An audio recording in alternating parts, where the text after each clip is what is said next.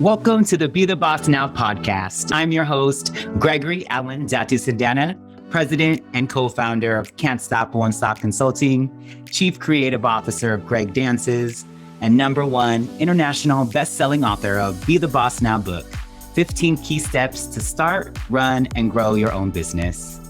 So often people don't take risks because they are afraid of failure or rejection.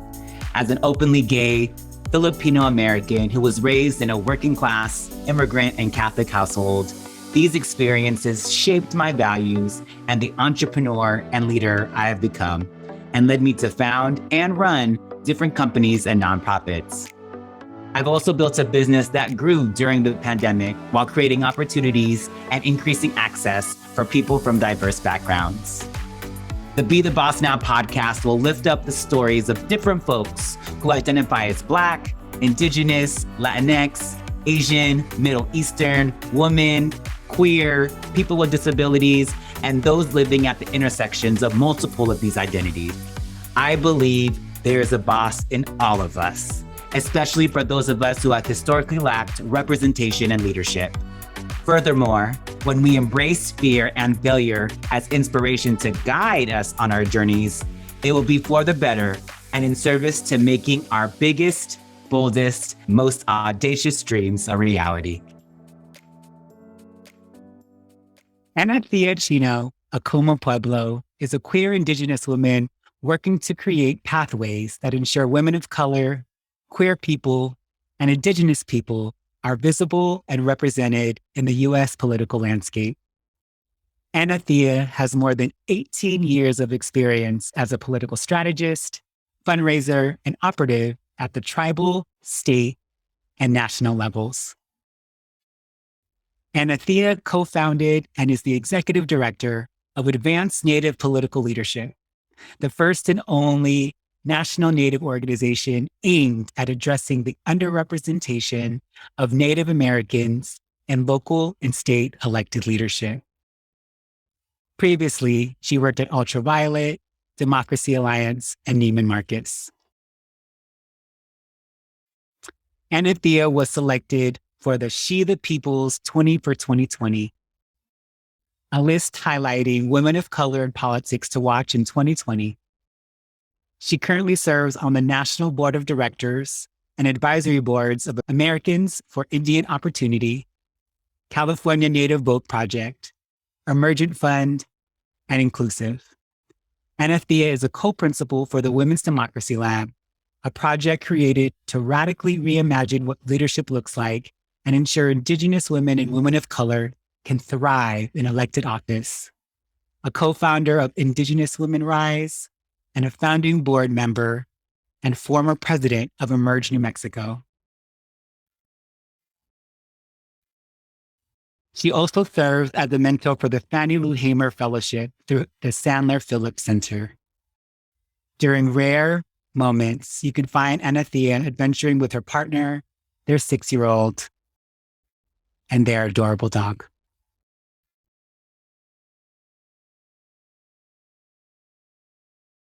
Thank you again, Anathea, for joining us for the Be the Boss Now podcast. People have been asking, what is this podcast about? And so one thing that I'm telling them is that Be the Boss Now is about having the agency to decide what a boss means for yourself, to live your wildest dreams and make change in your respective communities. And so to start us off, I would love to know, what does it mean to you to be a boss? Hi, Greg. Thank you so much for having me. This is really incredible. It's such an honor to be here.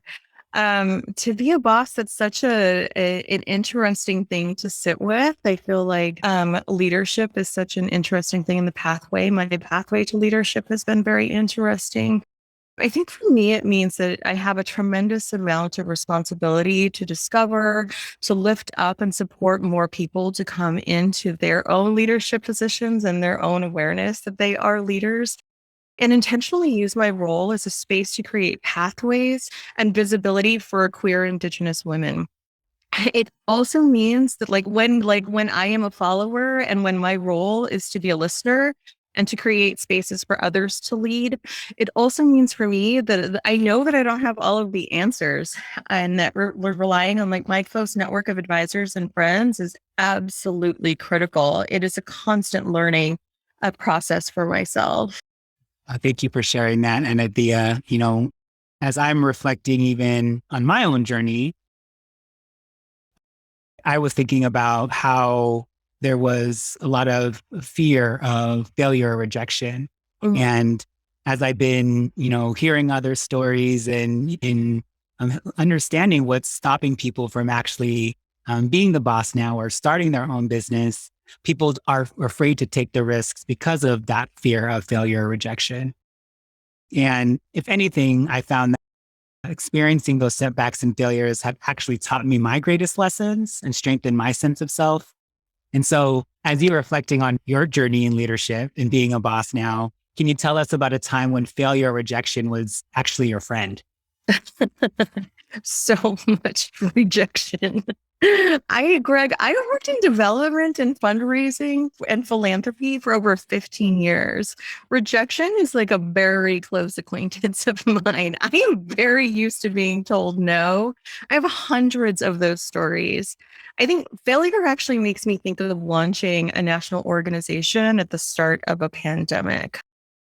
And the setbacks have like truly been astronomical. We planned for years to launch it by advanced and moved forward with it in August of 2020. Every plan we envisioned had to be reimagined. The process has required that I also have had to grow, adjust my own expectations of a leader. I have very high expectations of myself and those around me. And my fear of failure in launching a national organization that I was so deeply invested in the success of made me slow down and evaluate my decisions and our ideas of success. We had a wildly successful year, and I'm so honored to lead the organizations. We learned so many lessons along the way. And it was the trying and testing and then saying like that didn't work. So like, let's go back and let's try it again, or let's try something different, or you know what, it's not the right time for this. And so all of those pieces have become they used to be unsettling, and I feel less unsettled in that process now, which has been really incredible. I appreciate you telling the story of kind of how you started at Advance. Can you share a little bit more about like what led you to start it? What was that impetus to say this is the organization in this moment? For sure. So it started I got started in politics in 2004, and very quickly realized as I kind of like moved through like the political rooms in New Mexico. I got started in New Mexico. Is that there were very few Native people in in the rooms where it happened. So like at the decision making tables. I later moved to Washington D.C., where I was had the ability to be in the rooms where national organizations and high net wealth individuals were making decisions about the entire country in terms of political planning and strategy. And again, there was a lack of Native people in those spaces. People weren't talking about Native Americans or Native communities in any of their strategic plans, or very few of them were. And where the financial resources were going weren't to those organizations that actually had some sort of intention or in sort of like attention on Indigenous communities. So constantly having this conversation with my peers and with people and talking about like where's the plans and where's the people that are leading this like national strategy for Indian country, then led us and like a group of trusted advisors, Chrissy Castro, who is Navajo Chicana based out of LA, and Laura Harris, who is Comanche and the executive director of Americans for Indian Opportunity. And the three of us set out to write and do a year-long research project that was funded by the Women Donors Network of their Reflective Democracy campaign to better understand how we would create a more reflective democracy.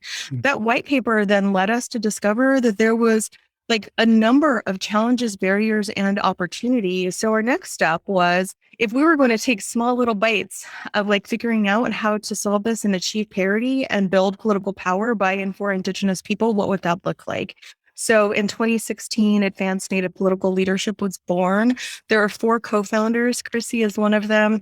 Kevin Killer, who is the current president of the Oglala Sioux tribe in South Dakota and is a former state senator in South Dakota, and Peggy Flanagan, who is a White Earth Nation of Ojibwe, and she is the current lieutenant governor of Minnesota.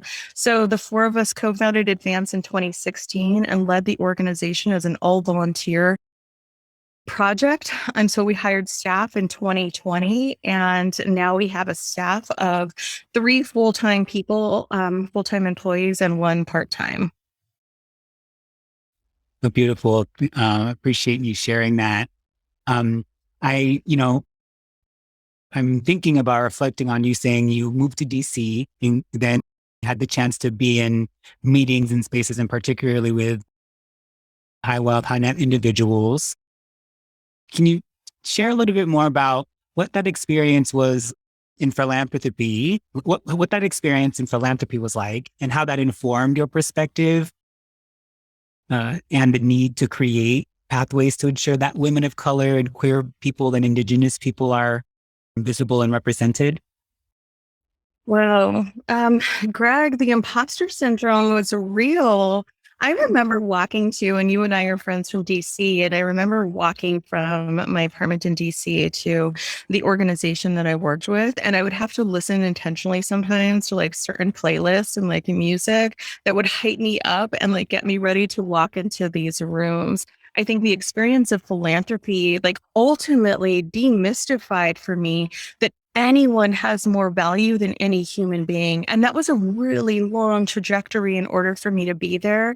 I started my professional career as a manager in Neiman Marcus in Las Vegas. And so working with people who had access to financial wealth was something that I was familiar with. And I always say there's no better political education than working in full commission of luxury retail environment. So carrying that into the experience in DC is something that like I was kind of familiar with the nuances of the intricacies, I guess, and kind of like some of like the quirks of people that have high net wealth.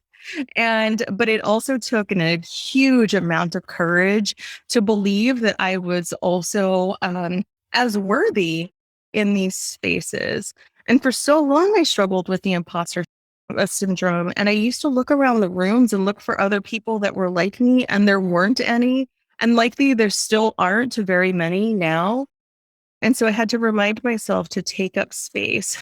And I'm incredibly introverted. So this is a challenge for me on a number of different levels. But I realize, and this is actually, I remember having a conversation with another friend, Steve Phillips, who's a partner at the organization, is that like, he told me one time in a meeting that our ancestors died in order for us to be able to have a voice in these spaces. And in moments when I remember thinking that I was just feeling very nervous, is that like I would like hear Steve's voice and I would take with me all of the inspiration of the work and the why I was doing it, and be able to walk into those rooms and take up space and ensure that women, Indigenous women, queer people were brought into all of those conversations, because without somebody without that intention in that space, it never would have been mentioned.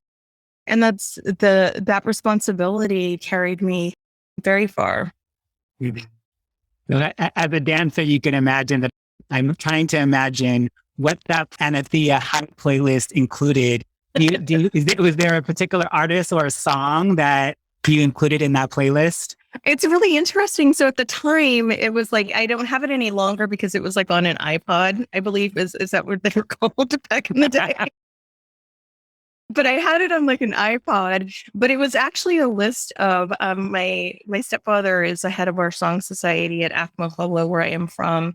And he had recorded some songs, and I used to listen to our traditional songs when I was going in. It was like the sound and the feel of the drum beat that I would like kind of like walk to and take with me as I was going into those spaces. That's awesome. And, I'm holding to the feedback you were saying you got from our friend Steve Phillips around, our ancestor spot for us to take up space and be in these spaces, and you kind of mentioned now a couple of times about how, in many spaces or any rooms, you were the only Indigenous person, maybe the only queer person, and likely the person that's living at all those different intersections. Can you share a little bit more about, what was an integral part to your journey in believing in yourself? Because I feel like that's a theme that's coming up, is like part of the courage, part of what folks are saying is like, we have to believe in ourselves and in our people. Can you share more about what helped your journey in that? Absolutely. It ebbs and flows. I mean, right now I have pictures of my great grandmother and my grandmother and my mom on my desk. And my great grandmother and my grandmother journeyed home many years ago, but I can still vividly hear my grandmother's voice talking to me. And they are my medicine. They remind me that I am strong, that I come from a long line of women who paved their own way, and that they are always with me. I feel absolutely positive that I'm surrounded by my ancestors and family members that have passed on, and that they want me to succeed.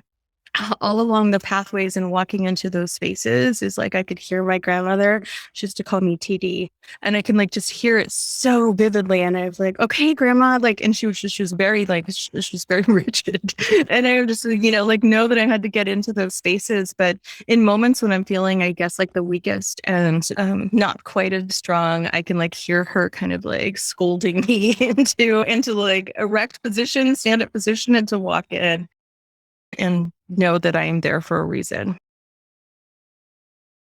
The story of your grandmother really resonates because I think about my grandmother a lot. One thing that she did when I was growing up, she was a domestic worker, and she actually invited me to join her at a lot of the different places that she was working out of. And I got to just see firsthand, just how hard care work is, how integral care work is to all of our lives. And she always used to tell me, she was like, there's nothing that you should feel, you should humble yourself, and there should be nothing that you shouldn't feel comfortable doing, or at least willing to try. And that really stuck with me too. I was like, man, she was like, she's like, yes, I'm, cleaning, I'm cleaning up after these folks who aren't necessarily able to, or yes, I might be changing this adult diaper, or yes, I might be doing this particular thing. And so she just kept on reminding me, she was like, none of us are above this, and that these are all parts of life, and providing care for the ones that we love and that are in our lives. And we just have to hold that. And so that's kept me humble and grounded through my experience and journey. Yes. Yeah, it makes me think of, I've been having conversations with a number of people and talking about like their beginning journeys as well. And for all of us, it was the memory of being in the rooms with our parents, like particularly usually like our mothers, wherever they were working or whatever meeting they were a part of. For me, my mom has her doctorate degree in education. And I remember endless hours in the library, sitting in her little cubby with her, or her taking me to her student meetings, or, that there was constantly this like memory of her not having childcare, which I hadn't realized at the time. I thought we just did all the things together, but clearly she just didn't have childcare. So like, it's all of these people that are going to either these community meetings that are in these spaces, which then reminded me as I then went to DC and realized that like largely children are supposed to be invisible, and you have to find care for them. So you have to be able to have the financial support in order for them to be taken care of outside of these spaces, when that's actually not how our communities operate. And so the way that like I've been thinking of like my own role as a leader is that like we have to create spaces for people to have children, because it is important that they hear these conversations that we're having, and that they are a part of these spaces as well, and know that they're growing up with it, with this memory that I was a part of these conversations that were happening when I was a kid. And now they are the leaders that are going to be paving their own paths in years to come. So it's a really good point of kind of like our beginning stories. Yeah, absolutely. And as you're even reflecting on that, it's made me also think about the importance of really thinking about interdependence, right? We don't do these things or many things on our own. There are lots of people, lots of networks of folks that are nurturing us, that are supporting us. And we may not even see or engage with some of the folks who are integral to making a meal happen, doing behind the scenes work to have the technology that we can even engage in this conversation thousands of miles apart, And so I appreciate that as a grounding reminder that yes, there are folks that have supported us, that have inspired us since we were young. And people continue to support us as we continue to do these things and make our ability to do different things even possible. So thank you for that reminder. It's so true. The next question I want to ask you is around how you navigate identity and in the communities that you are part of, in the sectors that you are part of, and in particular, how has it, if at all, shifted over time? It's drastically shifted. In our community, we often talk about the experience of walking into worlds like Western culture and Native culture. My friend and mentor, and she's also the president of Americans for Indian Opportunity, LaDonna Harris, says that there's only one whole identity that exists for her all of the time, and you cannot separate yourself into parts. As someone who grew up on and off tribal lands, I grew up mostly between Texas and New Mexico. It was life-changing for me. Until then, I'd really compartmentalized most of my experiences. I'm a very private person. I didn't come out until my 40s. So over time, it is like shifted for me. And there's rarely a conversation at any space where I don't bring up the fullness of my identities as an Indigenous queer woman. And that's a huge shift, and it has to be done with intention. I think that so much of the way that we kind of like ebb and flow through life is really figuring out how to be a chameleon in some spaces and when to like kind of bring some identity forward. And then in this space, and then you kind of retreat, and then you bring a different identity forward in this space. And that required a lot of time, energy, and a lot of thought often. That is really unfair to a lot of people. And so I think like as society has changed and there's been so much social change in the last 10 years, is that it's really allowed the space and the strength and awareness and even safety in a lot of places to be able to like be exactly who you are in all of the spaces. And it's something that we're very intentional about in how we're building out advanced Native political leadership. Political leaders previously looked very assimilated, and there was a view of what it looked like to be somebody that was in political office, and that often left out all of people who didn't fit that, just that visual view. And that's inaccurate. And our leaders should look like us, and they should be reflected above us, and they should have colorful pasts, and they should have experiences that are similar to us so that they can then fight for legislation and policy that is going to change how we behave and like how we are protected by the government, and all of the systems that we have to navigate in. And all of those had coming into like, I guess where I am right now, which I feel very solid in my identity for the very first time in my life, feels so comforting. It is a very different way to exist in the world, and I'm deeply grateful for it. Thank you for sharing your story and being so vulnerable. I know that we all have our journeys, and in particular as queer people, and I also identify as queer. Like I think that there are different ways in which Jose Antonio Vargas likes to say, we don't come out, we let people in.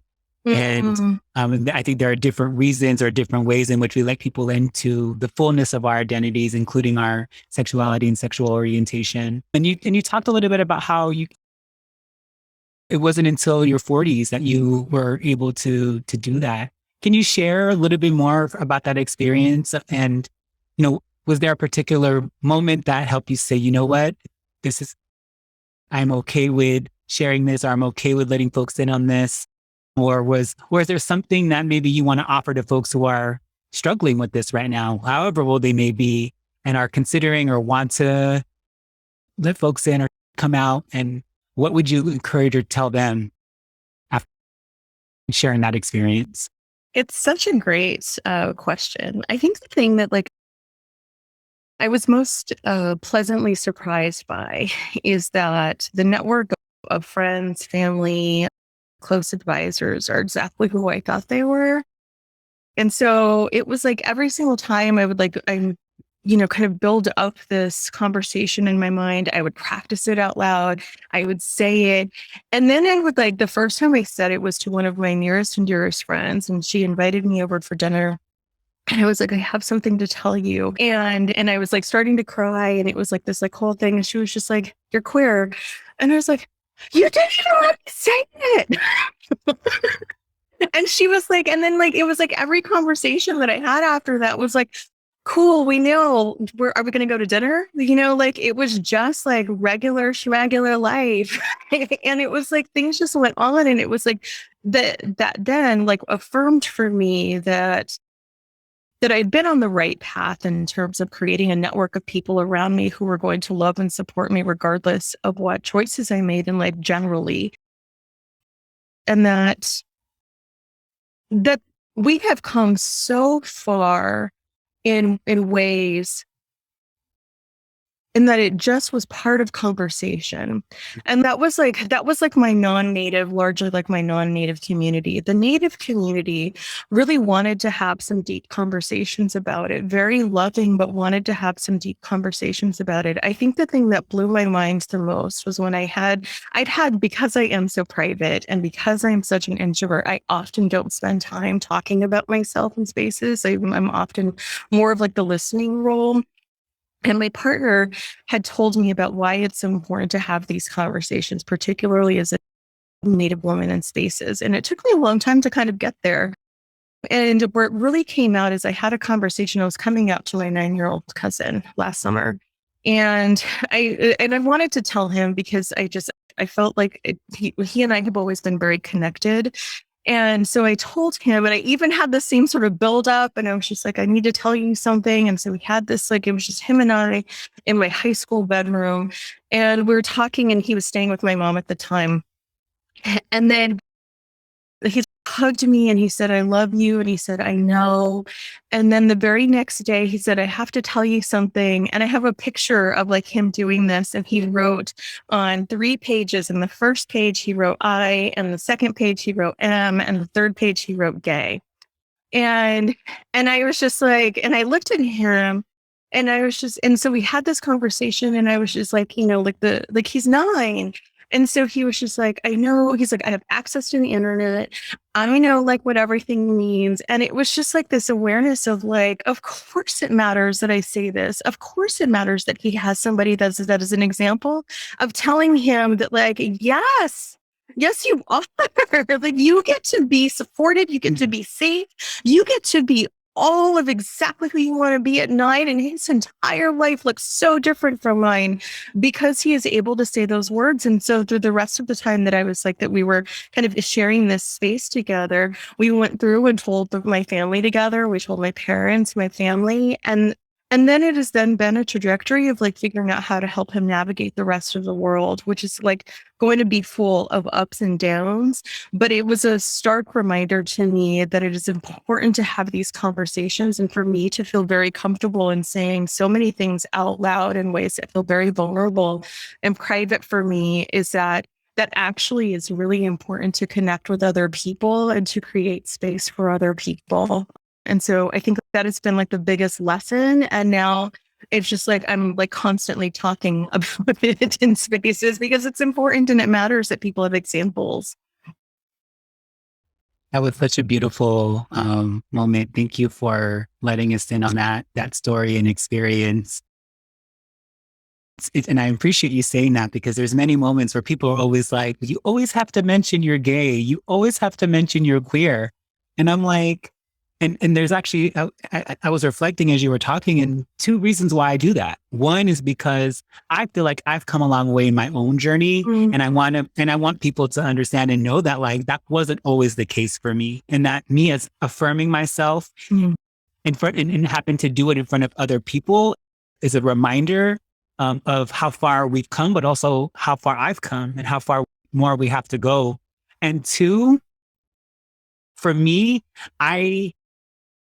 it was continued to do it because every time I would do it, this is before the pandemic, especially when we were doing a lot more in-person events, at least one and sometimes multiple people would come up to me and say, thank you for saying that you were gay, or thank you for saying that you are queer. I am too, or I am part of the LGBTQ2IA plus community. And it's great to know that there are those of us who are willing out and sharing these stories and engaging with folks. And so I held that really close and I'm like, okay, I need to hold this, not just for myself, but for the broader community, even if they may not say it, I have to believe that there's a chance that this could touch someone or inspire someone or encourage someone or uplift someone to be their full and whole authentic selves. And I really appreciate how that you embody that even for family and for folks for a younger generation who I think gives me so much hope about the possibilities of leadership, of just this new world that is going to be built and these folks are coming into are going to be so radically different than when I think we grew up in. I'm really looking forward to hopefully seeing that come to fruition. It's so true. I often think of, like, for me, where it becomes very apparent is like when I am back, and because of like the pandemic, we haven't been able to be in like our traditional kind of like environment for like our traditional cultural experiences and ceremonies. But when we are, there are very specific gender rules, and there are very specific kind of spaces for men and women. And it makes me think of kind of like prior to contact, like pre-contact, the fluidity of like how we existed in the world, and like how these roles can like, I'm constantly talking about with my immediate family about this process and about how fluid we were before, and like really talking about decolonizing our mindset around different roles, and how important that is to have that conversation, a reminder of going back to our ancestral Indigenous roots, and how important that is, and how it makes me feel powerful. And knowing that is like the experience, and having to be able to have these conversations from a different place, and being able to bring in my young cousin into these conversations and show examples of how he is very much beloved and there's space for him in this world, and like other people who are coming in. And then it also makes me think of like how I have to be really intentional as someone who is straight passing, I guess. And so like a number of spaces, having to be intentional about talking about like my partner, and talking about queerness, and talking about our family dynamic, and having like a 6-year-old in the space, and being able to raise a kid, and all of the ways that it is very much pointing out to a lot of like my straight friends and a lot of like our community about what is different about it, and why it's important that it is acknowledged all along the way. So there's so much to bring into the space. I will also say one other example that has been really powerful is that when we are recruiting for Native leaders to run for office or advance Native political leadership on our forum, we have a question about identity. And there's pronouns, and then there's also sexual identity. And I am so surprised, and I'm guessing that this is because we've created this space for it, how many people are self-identifying as queer. And it is not the thing that I actually expected to kind of rise to the surface, but the fact that we get to say that it's a fairly significant portion like of the people that are coming into our space are identifying as either non-binary or identifying as queer, or like of the LGBTQ community. And that's so hopeful for me, is that there's so many people that are going to be coming into these spaces of leadership that are leading with Indigenous values that are family. And so that gives me just so much hope. Here's to generations and generations of queer bosses. We appreciate you tuning in to the Be the Boss Now podcast, and we'll be back after this short break. If you find the conversations with these entrepreneurs inspiring and want to buy a book that offers a more practical framework for realizing your business potential, I invite you to visit BeTheBossNow.com to purchase your copy of the Be the Boss Now book. Honestly, as I shared with my therapist in a conversation that inspired me to write my first book, this was the guide I wish I had when I first started my company, especially as someone with no inheritance or previous business experience. The book became a #1 bestseller on Amazon in the 1-hour business and money short reads and corporate finance categories, and has been featured in classrooms, nonprofits, government agencies, and corporate offices. Furthermore, if you know someone who could benefit from a structured program, support, and being in community of entrepreneurs, please nominate them or consider applying. We've been hosting virtual sessions and are exploring the idea of in-person cohorts by geography in the future, so you don't want to miss out. Please visit BeTheBossNow.com to buy the book, nominate a boss, sign up for the newsletter, or take the leap for yourself today. And speaking of queer bosses, I'm curious, is there a queer boss that you draw inspiration from, and would love to hear why? I always think back to this moment. I was an ambassador for Americans for Indian Opportunity in 2008, 2009. Part of that experience is going to Washington, D.C. and kind of experiencing the government side. But we also take a trip to the Smithsonian of the American Indian and go through the archives and have access to some of the archives at the museum. And all of us, of course, naturally migrate to the communities that we're from. So I went to the space for Acomo Pueblo and started going through a lot of the pottery and so many pictures. And there was a picture of a non-binary person in a picture. And I'd never seen that before. I'd never had a conversation about it before. I'd never seen anything. And it blew my mind. And so I started asking people, and I was showing everybody, I was like, look at, do you know who this is? And through further research, it actually opened up so much for me in that time. And so I always refer back to this photo, and then the photo of Wiwa, who is an Ihumana person from Zuni Pueblo, which is from Acomo Pueblo. There are 19 pueblos in New Mexico. Zuni is one other from the mid 1800s. And they're a powerful non-binary leader who moved fluidly through traditional Pueblo culture and Western culture, met the president of the United States. And prior to pre-colonization, as I mentioned, there were many gender fluid leaders in my community. And it's not even anything that we talk about.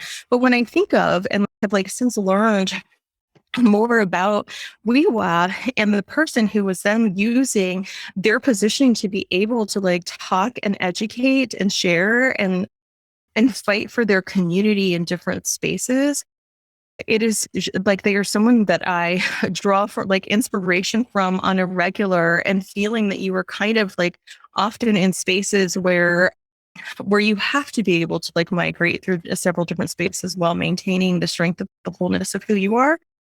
And so they maintain to be kind of the view. When I think of people, I have my grandmothers, for a line of grandmothers, and I have the picture from the Smithsonian of the National Smithsonian of the American Indian in my mind.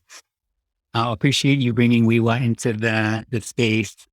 And I appreciate that, because I think sometimes I feel like there's this sense that these terms and things that we're trying to talk about are so new. And the reality is that they're not new, and many of us are catching up and actually learning about things that our ancestors and transcestors, as some like to say, knew about, or were living and we're actively being and existing. And so it's important that I think more and more people hear and learn about these folks as a part of our history, our story, but also part of our grounding, and the continued reminder that we could be who we are and that we should continue to inspire others to do the same. So I appreciate you bringing that into the space. It's so true. It's such it's an intentional invisibility of our own stories. And it makes me just feel very, that there's a lot to come back, and that really where we were in, again, pre-contact, and kind of who the people and our traditions were very much rooted in exactly who we are and who we need to get back to and who we need to be reminded of. And so I feel deeply grateful for the reminders and the ability to be able to have access to be able to learn more about them and be able to decolonize as much as possible in the spaces that I have access to. Absolutely. You sharing that, and as I'm also thinking about this barrage of news that's coming our way around redistricting, around laws that are meant to exclude Black, Indigenous, and people of color, and even the question of the idea of democracy. It's actually a reminder that the systems that we are living in were designed to actually work against people like us. And so even in a challenge, in these challenging times and this type of news, how do you maintain hope in yourself and in others? This is such an important question. I quickly want to touch on what it means for us to be able to bring more Indigenous leaders in the space and really address the piece around democracy. because it is something that we have is a constant question about bringing more people into a system, or asking and inviting more people into a system that has largely been traumatic for our communities and has not been designed for us to be not always successful in, but to participate in and to not actually thrive in. And we are very much aware of the history, and we have entire components of our curriculum that address the history of kind of the founding, quote unquote, of the United States. And so really bringing that into a conversation allows us the ability to be able to talk about sovereignty and to be able to talk about land rights. And we bring people in from the Native American Rights Fund to talk about what that means in our relationship with the federal government and how it is different and what that looks like. And then, so like, that's one piece of it in terms of what the government system looks like now and how we exist in it. But the bigger piece of it is like an awareness of how we were governing pre-contact, what that looked like for us, how we protected and how we fought for the environment and protected the environment, and how we took care of each other, and how there was law and order in some ways, and there was like accountability, I guess, is actually what I'm more moving towards. And what that looks like, and translating that into like the system of today and ensuring that everyone is represented.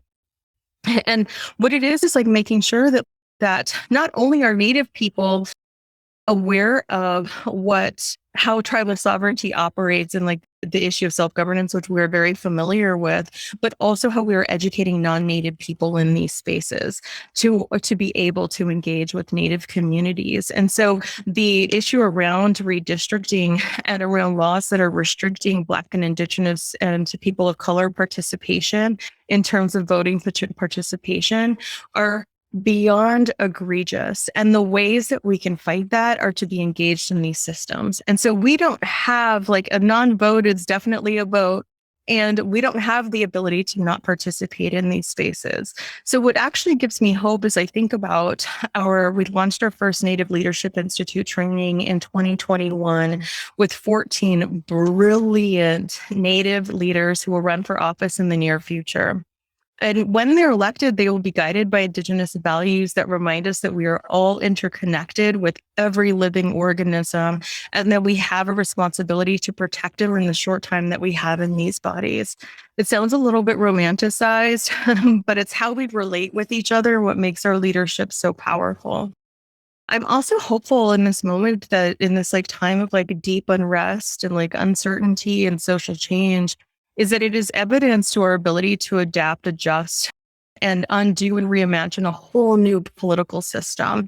It's obviously not working for the vast majority of us, and our peers are leading the most powerful and phenomenal work together to change it from the inside outside and all of the parts around it. And so I feel like what is like the future looks very Indigenous. The future looks very much rooted in Indigenous values in our mind, is that like we are going to have to come back to ways of being that is focusing on and protecting our land and natural resources and the environment, our family dynamics of figuring out like investing in food justice and what that looks like, and be able to really get back to those spaces and awareness of all of these things that feel so new in some moments. And that there's like these organizations that are focusing on some of these spaces around like the latest like natural foods or like what's healthy for you, and all of those spaces are coming back to kind of the original values of Indigenous people and cultures from across the world.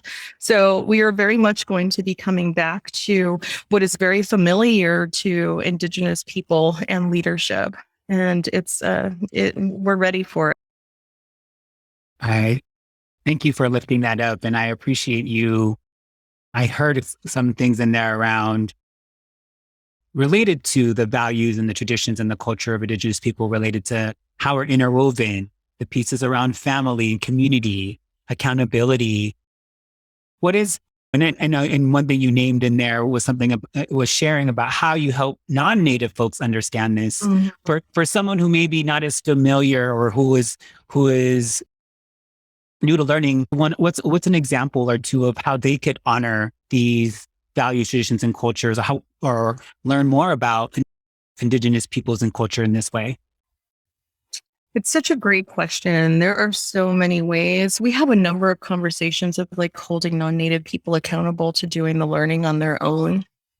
I just, I was recently having a conversation around land acknowledgements and around doing that. And that is like such a low lift on acknowledging the people who are of the land who have been since obviously like relocated in an end and a number of different very traumatic histories. But really ultimately, like what I believe is like the most important is learning.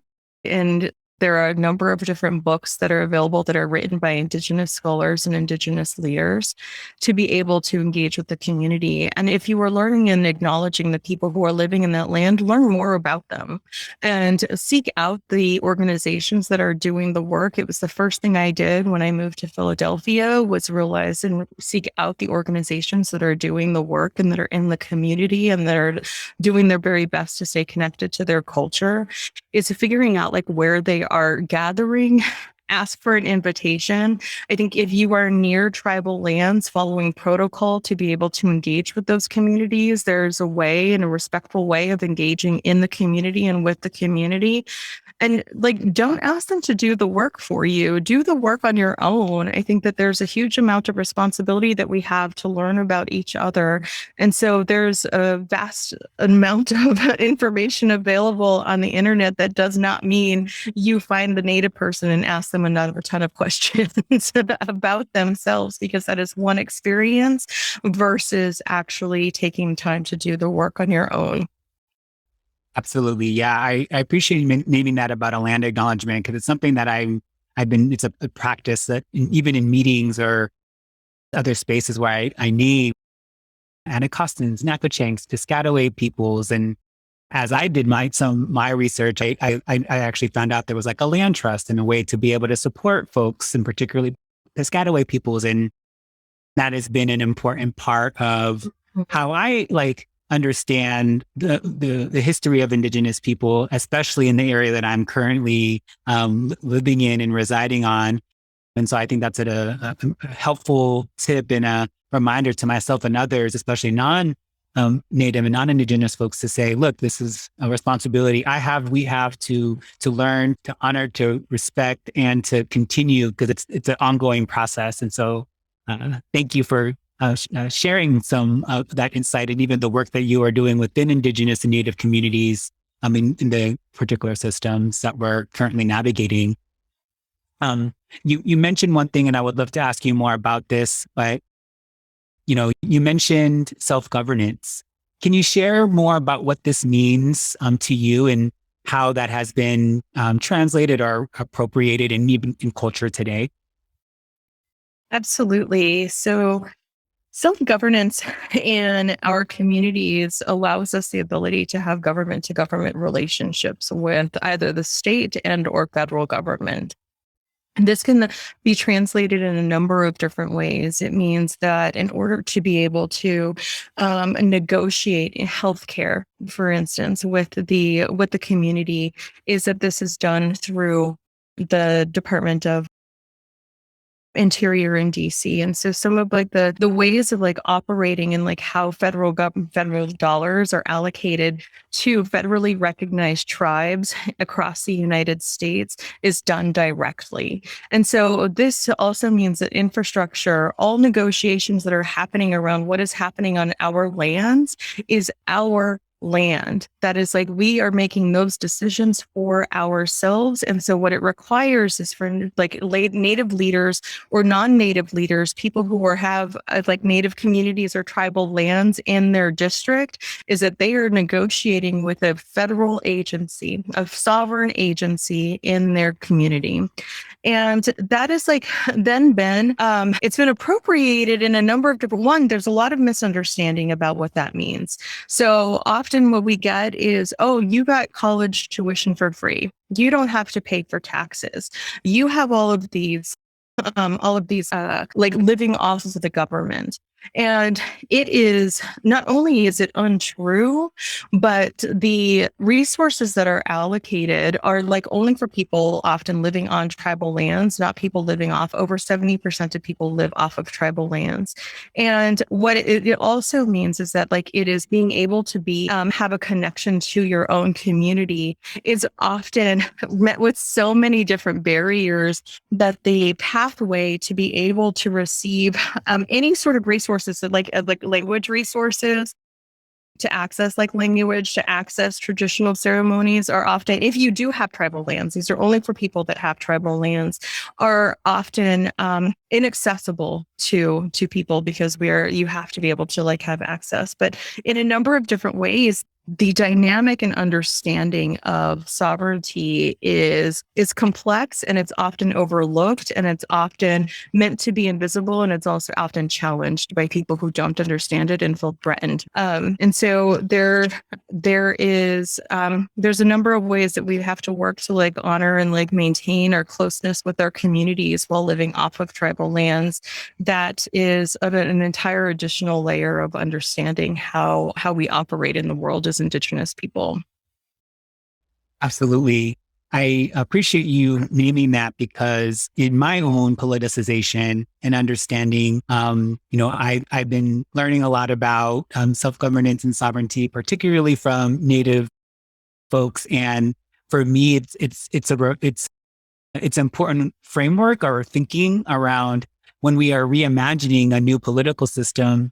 In many ways, it's about kind of going back to what things were like pre-contact, pre-colonization, and that visioning is not necessarily building new things, but it could also mean like going back to where we came from and honoring and living in the ways in which folks were doing it before colonizers came. And so I appreciate kind of you helping more folks understand. I also get that it's something that there's a lot of misunderstanding around. So you kind of sharing more and even offering those examples, I think I'm hoping more folks will get more understanding and at least pique some interest for folks that continue to do that learning on their own.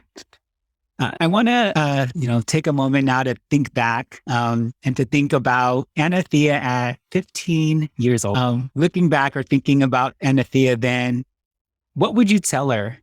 And what was she right about, or what was she wrong about in that moment? Wow. I think I tell her, I would tell her that the $2 of gas that you were putting in your mom's car is actually not helpful.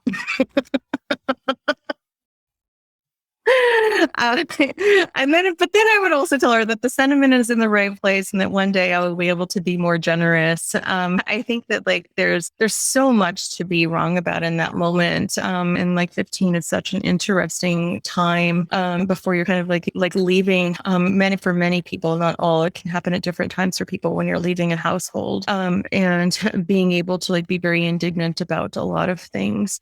I think like one of the things that I remember just about that time is really being disconnected from my culture and thinking that I was going to leave the United States and I was going to kind of like exist in my profession outside of the United States. And I was so wrong about that. There are no more ways that I want to be connected. Before we did the podcast, I went outside and I took my cornmeal in my hand and I acknowledged my ancestors and I acknowledged the land and I called in all of the people to really be with me through this conversation. And that is like what I'm doing in my home on Lenape territory in Philadelphia, Pennsylvania. And there's no way that I could think of being more connected on a regular basis while I'm taking language classes. And I have pottery around my house, and that I am consistently talking about and bringing in all of like my in the ways that I can into my tradition and culture into spaces. And I couldn't have been more wrong about feeling that I can do it all on my own. That is highly inaccurate, and I am deeply grateful to have the support of my network of people who are physically here and people who are with me in spirit and around me all of the time. a beautiful reflection back, thinking about that moment, and a reminder of why I am excited that you took time with us today to share with more folks how much of a boss you are, a queer, Indigenous boss, and one who has and will continue to inspire, to motivate and empower so many of our people and communities, and to really build and reimagine that new world and those new systems where we're really relying on each other, and that the interdependence culture and experience. And so thank you, Salamat in Tagalog, Anathea, for your time, your generosity, the spirit. I feel so lifted up more after this conversation, and I'm excited for more folks to experience and hear this your story. Thank you, Greg. I often think of when I see your videos where you're dancing, how free it feels to just watch you. For so long, I felt so restricted in my own body, and like this inability to be able to like have some freedom to be able to dance. And there's something so powerful in it. And every time I see one of your videos, it is a reminder of how beautiful and how we are moving towards liberation. We're moving towards protecting sovereignty and coming back to these traditional ways of being. And I am fully confident with people like you in this world, leading this work in partnership with our peers and myself, is that we truly can't be stopped. Is that this is a moment of incredible change. And so I am so honored to be in this space with you. It is wonderful to see you. Thank you for inviting me into this conversation. Of course. And to close us out, if there is anything that folks take from this, is that you could be the boss now.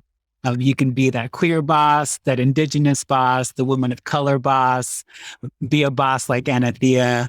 And we're here, and there's a network and a community of folks who are going to be supportive and nurture and help you be successful. So it's time to be the boss now. And thank you again.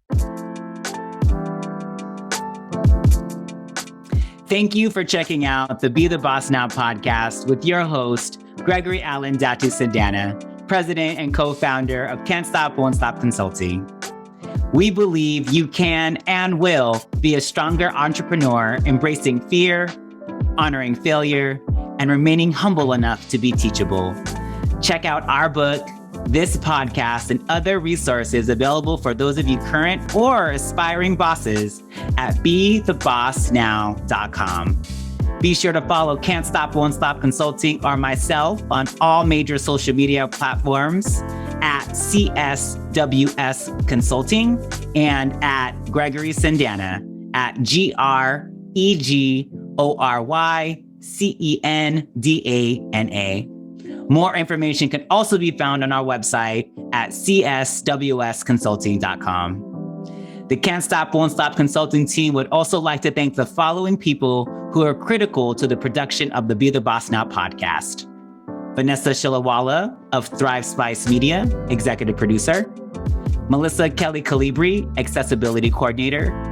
Darren Rousseau Hollyfield and Stephanie Chow, American Sign Language interpreters. And also all my family, friends, educators, and anyone, including the naysayers, who played a role in shaping the boss I am today.